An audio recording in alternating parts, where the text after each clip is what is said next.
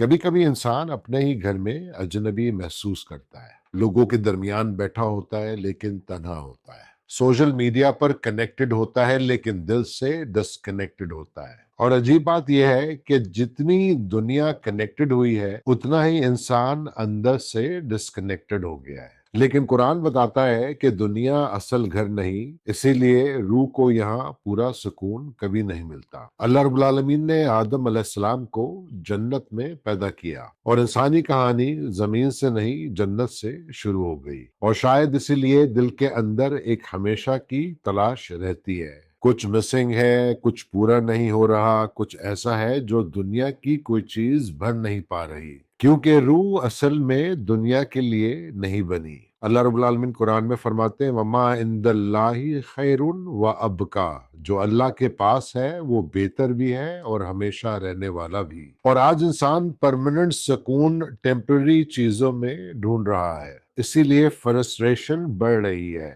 ابراہیم علیہ السلام اپنی قوم میں بھی اجنبی تھے، اور موسیٰ علیہ السلام مدین میں اجنبی تھے، اور رسول اللہ نے بھی ایک دفعہ فرمایا کہ اسلام اجنبی شروع ہوا تھا اور پھر ایک دن اجنبی ہو جائے گا۔ یعنی حق پر چلنے والا انسان کبھی کبھی تنہا محسوس کرے گا، کبھی لوگ اسے سمجھ نہیں پائیں گے، اور کبھی اس کی پرائرٹیز الگ ہوں گی، کبھی اس کا فوکس دنیا سے زیادہ آخرت پر ہوگا۔ اور یہ کوئی بری بات نہیں، یہ سفر کا حصہ ہے۔ اللہ رب العالمین فرماتے ہیں انما ہذہ الحیات الدنیا متاع، یہ دنیا کی زندگی صرف ٹیمپرری فائدہ ہے۔ نوٹس کریں کہ اللہ رب العالمین نے دنیا کو ڈیسٹینیشن نہیں، ٹیمپرری پروویژن کہا۔ آج ہماری بہت سی پریشانیاں اس لیے ہیں کیونکہ ہم رستے کو منزل سمجھ بیٹھے ہیں۔ ہم دنیا سے وہ ایکسپیکٹ کرتے ہیں جو صرف جنت میں ہے، پرفیکٹ ہیپینس، پرفیکٹ پیس، پرفیکٹ ریلیشن شپ، پرفیکٹ جسٹس،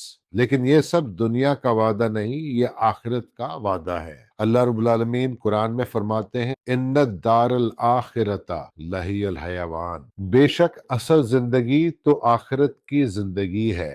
کہ یہ کتنی گہری آیت ہے کہ یعنی جو ہم اب جی رہے ہیں وہ مقدمہ ہے، اور اصل چیپٹر ابھی باقی ہے۔ اویکننگ تب شروع ہوتی ہے جب انسان دنیا کو ریجیکٹ نہیں کرتا، لیکن اسے فائنل ڈیسٹینیشن بھی نہیں سمجھتا۔